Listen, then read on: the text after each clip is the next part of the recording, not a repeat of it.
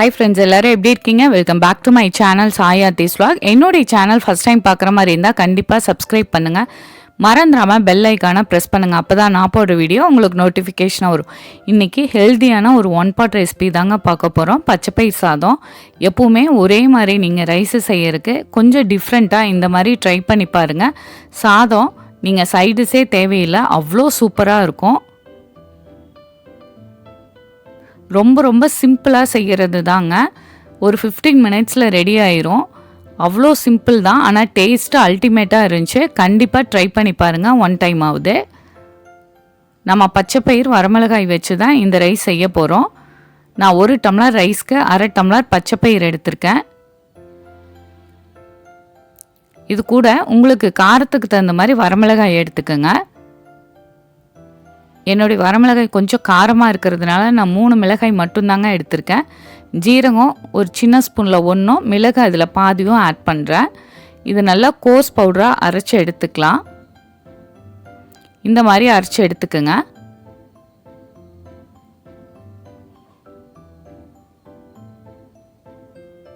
ரொம்ப பவுடராகவும் இல்லாமல் ரொம்ப பச்சைப்பயிறு இருக்கிற மாதிரி தெரியாமல் நல்லா அரைச்சி எடுத்துக்கலாம். நான் குக்கரில் தாங்க செய்ய போகிறேன். நீங்கள் குக்கிங் ஆயில் எது வேணாலும் யூஸ் பண்ணிக்கலாம். நல்லெண்ணெய் இல்லைன்னா கடலெண்ணெய் எது வேணாலும் யூஸ் பண்ணிக்கலாம். நான் 1 ஸ்பூன் ஊற்றிட்டு நெய் 2 ஸ்பூன் ஊற்றுறேங்க. இதுக்கு நெய்யில் செஞ்சிங்கன்னா இன்னும் டேஸ்ட்டு சூப்பராக இருக்கும்.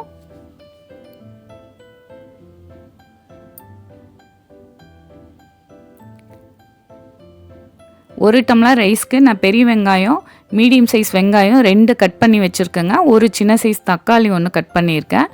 பூண்டு ஒரு 6-7 பூண்டு உரிச்சிட்டு பாதியாக கட் பண்ணி எடுத்து வச்சுருக்கேங்க. எல்லாமே நல்லா வதக்கிக்கலாம்.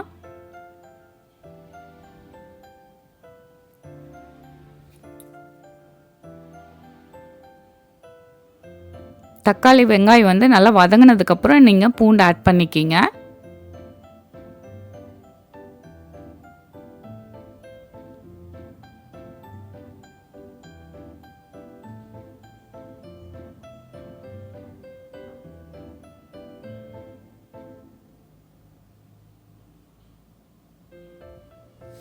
இப்போ கட் பண்ணி வச்சுக்கிற பூண்டு ஆட் பண்ணிக்கலாங்க.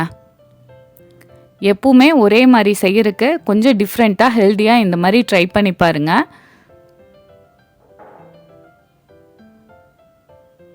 இப்போ நம்ம அரைச்சி வச்ச பவுடர் இதில் ஆட் பண்ணிக்கலாம். ஆட் பண்ணிவிட்டு நல்லா மிக்ஸ் பண்ணி விட்டுக்குங்க.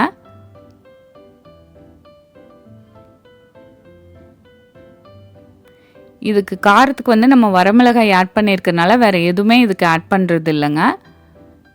உங்கள் அரிசிக்கு தகுந்த மாதிரி தண்ணி ஆட் பண்ணிக்கலாம்.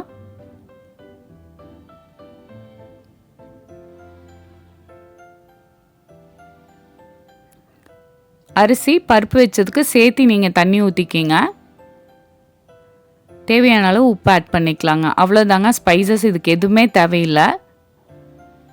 லைட்டாக பபிள்ஸ் வந்ததுக்கப்புறம் ரைஸ் ஆட் பண்ணிக்கலாம். இதில்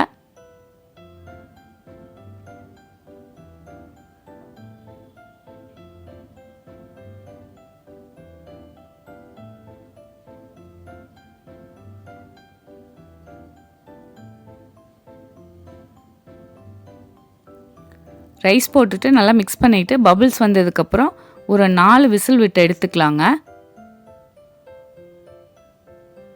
ரொம்ப பளபளன்னு இல்லாமல் இந்த மாதிரி இருந்தால் தாங்க இந்த ரைஸ் டேஸ்ட்டு சூப்பராக இருக்கும்.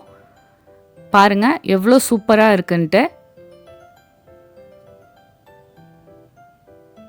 இது செய்கிறது அவ்வளோ ஈஸிங்க. டேஸ்ட் அல்டிமேட்டாக இருந்துச்சு. கண்டிப்பாக ட்ரை பண்ணி பார்த்துட்டு உங்கள் ஃப்ரெண்ட்ஸ்க்கும் ஷேர் பண்ணுங்கள். என்னுடைய சேனலில் நிறைய ஹெல்த்தியான ரெசிபிஸ், இன்ஸ்டன்ட் ரெசிபி இருக்குது. டைம் கிடைக்கிறப்ப ட்ரை பண்ணி பாருங்கள். இதுக்கு சைடிஸ் எதுவும் தேவையில்லைங்க. உங்களுக்கு வேணும்னா நீங்கள் உருளைக்கிழங்கு ஃப்ரை, வாழைக்காய் ஃப்ரை இந்த மாதிரி கூட வச்சு சர்வ் பண்ணிக்கலாம். தயிரோட கூட சர்வ் பண்ணலாம். சூப்பராக இருக்கும். என்னுடைய channel Sai Aarthi's vlog like பண்ணுங்கள், ஷேர் பண்ணுங்கள், சப்ஸ்கிரைப் பண்ணுங்கள். மறந்துடாமல் பெல் ஐக்கானை ப்ரெஸ் பண்ணுங்கள். அப்போ தான் நான் போடுற வீடியோ உங்களுக்கு நோட்டிஃபிகேஷனாக வரும். ஹெல்த்தியாக சமைப்போம், ரசிச்சு ருசிச்சு சாப்பிடுவோம். இன்னொரு இன்ட்ரெஸ்டிங்கான ஹெல்த்தியான ரெசிபியில் உங்களை மீட் பண்ணுறேன். தேங்க்யூ.